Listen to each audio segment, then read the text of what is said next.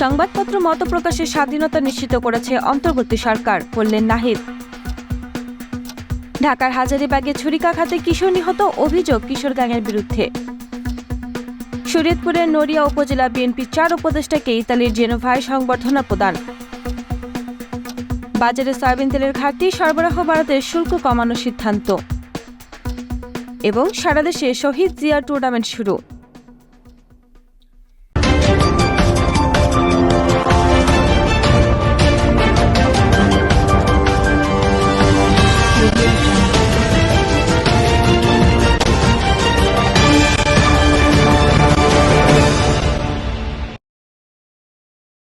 সংবাদপত্র মতপ্রকাশের স্বাধীনতা নিশ্চিত করেছে নাহিদ ইসলাম। অন্তর্বর্তী সরকার মতপ্রকাশ ও সমাবেশ করার স্বাধীনতার পাশাপাশি সংবাদপত্রের স্বাধীনতা নিশ্চিত করেছে। গণমাধ্যম হস্তক্ষেপ না করাকে সরকারের আরেকটি বড় সাফল্য হিসেবে দেখছেন তিনি। সরকারের 100 দিন পূর্তি উপলক্ষে আজ শুক্রবার বাসসকে দেওয়া এক সাক্ষাৎকারে তথ্য উপদেষ্টা একথা বলেন। তিনি বলেন, তার মন্ত্রণালয় বা সরকার এই 100 দিনে গণমাধ্যমের কার্যক্রমে কখনোই হস্তক্ষেপ করেনি। গণমাধ্যম এখন পেশাগত কার্যক্রম পরিচালনায় সর্বোচ্চ স্বাধীনতা ভোগ করছে।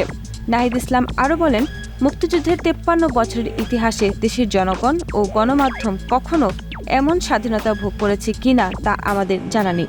সাইবার নিরাপত্তা আইন বাতিলে তথ্য মন্ত্রণালয়ের ভূমিকা তুলে ধরে নাহিদ ইসলাম বলেন, সাইবার নিরাপত্তা নিশ্চিত করতে নতুন নীতিমালা তৈরির প্রক্রিয়া চলছে।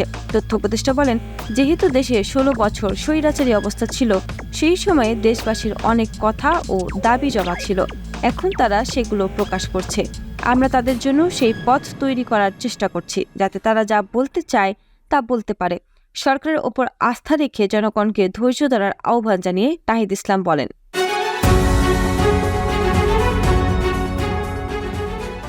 ঢাকার হাজারীবাগে ছুরিকাঘাতে কিশোর নিহত, অভিযোগ কিশোর গ্যাংয়ের বিরুদ্ধে। রাজধানীর হাজারীবাগে ছুরিকাঘাতে আহত এক কিশোর আজ শুক্রবার সকালে মারা গেছে। নিহত কিশোরের বাবা বলেছেন, গতকাল বৃহস্পতিবার রাত 11:30টার দিকে কিশোর গ্যাংয়ের সদস্যদের ছুরিকাঘাতে সে গুরুতর আহত হয়। পরে হাসপাতালে সে মারা যায়। ওই কিশোরের নাম মোহাম্মদ শাহাদাত হোসেন আকবর শান্ত। ঢাকা মেডিকেল কলেজ হাসপাতালে চিকিৎসাধীন অবস্থায় আজ সে মারা যায়। নিহত শাহাদাতের বাবা আফজাল হোসেন বলেন, হাজারীবাগ পার্ক এলাকায় সাইকেল চুরি করতে গেলে এলাকাবাসী কিশোর গ্যাংয়ের সদস্যদের ধাওয়া করে। শাহাদাতও কিশোর গ্যাংয়ের সদস্যদের ধাওয়া দেয়। এ সময় কিশোররা তার বুকে ছুরিকাঘাত করে পালিয়ে যায়।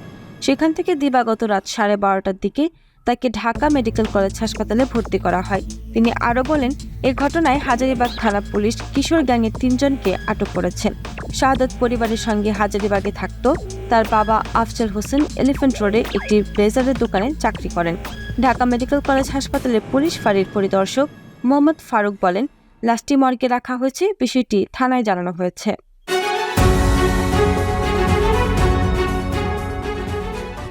আন্তর্জাতিক শরীয়তপুরের নড়িয়া উপজেলা বিএনপির 4 উপদেষ্টাকে ইতালির জেনোভায় সংবর্ধনা প্রধান। জাকির হোসেন সুমনের পাঠানো প্রতিবেদনে ব্যুরো রিপোর্ট। শরীয়তপুর নড়িয়া উপজেলার নবনির্বাচিত বিএনপির কমিটিতে ইতালির জেনোভা প্রবাসী 4 জনকে উপদেষ্টা হিসেবে মনোনীত করায় ইতালির জেনোভা বিএনপির ও যুবদলের পক্ষ থেকে ফুলের শুভেচ্ছা ও সংবর্ধনা প্রদান করা হয়েছে। জেনোভায় স্থানীয় একটি রেস্টুরেন্টে ইতালির জেনোভা বিএনপির উৎসকে সজীব শিকদারের সঞ্চালনায় ও নয়ন ভূঁইয়ার সভাপতিত্বে আয়োজিত অনুষ্ঠানে শরীয়তপুর নড়িয়া উপজেলার নবগঠিত বিএনপির কমিটির উপদেষ্টা হিসেবে মনোনীত আবু কালাম ফরাজি, সুজন ঢালি, মুকুল সর্দার, নাজমুল ব্যাপারীকে ফুল দিয়ে বরণ ও সংবর্ধনা প্রদান করেন ইতালির জেনোভা বিএনপির ও যুবদলের সকল নেতৃবৃন্দ। জাতীয়তাবাদী দল বিএনপির কেন্দ্রীয় কমিটির চেয়ারপারসন বেগম খালেদা জিয়ার উপদেষ্টা ও যুক্তরাষ্ট্র বিএনপি সভাপতি এম.এ. মালিক এর সাথে ঢাকা বাংলাদেশের সফর সঙ্গী সবুজ ঢালি ও রিপন সরকারকে জেনোভা বিএনপি ও যুবদলের পক্ষ থেকে ফুল দিয়ে বরণ করে নেওয়া হয়। নড়িয়া উপজেলার নবগঠিত কমিটির 4 উপদেষ্টা কৃতজ্ঞতা প্রকাশ করেন শরীয়তপুর জেলা বিএনপি সভাপতি ও বিএনপির জাতীয় নির্বাহী কমিটির সদস্য ও সাবেক সংসদ সদস্য শফিকুল ইসলাম কিরণ ও নড়িয়া উপজেলা বিএনপি সভাপতি বীর মুক্তিযোদ্ধা মুন্সি শামসুল আলম দাদন ও নড়িয়া উপজেলা বিএনপির সাধারণ সম্পাদক ফরিদ আহমেদ রয়েল মাঝি সহ নড়িয়া উপজেলার বিএনপির কমিটিতে সম্মানিত উপদেষ্টা হিসেবে নির্বাচিত করায়। বাজারে বোতলজাত সয়াবিন তেলের সরবরাহে বড় ধরনের ঘাটতি তৈরি হয়েছে। এর কারণ দেশের ভোজ্য তেল পরিশোধনকারী কোম্পানিগুলো এক সপ্তাহ ধরে সরবরাহকারীদের কাছে বোতলজাত সয়াবিন তেল বিক্রি বন্ধ রেখেছে। এতে বিপাকে পড়েছেন ভোক্তারা। ভোজ্য তেলের সরবরাহ বাড়াতে গতকাল বৃহস্পতিবার ভোজ্য তেল পরিশোধনকারী ব্যবসায়ীদের সঙ্গে বৈঠক করেন বাণিজ্য উপদেষ্টা। বৈঠকে ভোজ্য তেল আমদানিতে বিদ্যমান মূল্য সংযোজন করে মূসক হার 10% থেকে কমিয়ে 5% করার সিদ্ধান্ত হয়। এরপর বাজারে বোতলজাত সয়াবিন তেলের সরবরাহ বাড়াতে রাজি হয়েছে কোম্পানিগুলো। কবে নাগাদ তেল আসবে তাও ডিলাররা জানাতে পারছে না। ট্রেডিং কর্পোরেশন অব বাংলাদেশের টিসিবি হিসেবে খুচরো বাজারে প্রতি লিটার খোলা সয়াবিন তেলের দাম বর্তমানে 170 থেকে 172 টাকা, আর পাম তেলের লিটার প্রতি দাম 162 থেকে 163 টাকা। সেখানে বাজারে বোতলজাত 1 লিটার সয়াবিন তেলের দাম এখন 165 থেকে 167 টাকা। গত এক মাসের ব্যবধানে খোলা সয়াবিনের দাম 11% ও পাম তেলের দাম 11.5% বেড়েছে।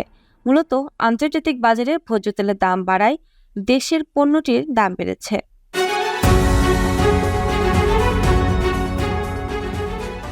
খেলার খবর। সারা দেশে শহীদ জিয়া টুর্নামেন্ট শুরু। বাংলাদেশ বিভাগীয় শহর ও বিভিন্ন জেলা উপজেলা শুরু হয়েছে শহীদ জিয়া টুর্নামেন্ট। সেই ধারাবাহিকতায় গাজীপুরে শহীদ রাষ্ট্রপতি Ziaur Rahman gold cup football টুর্নামেন্টে 2024 উদ্বোধন করা হয়েছে।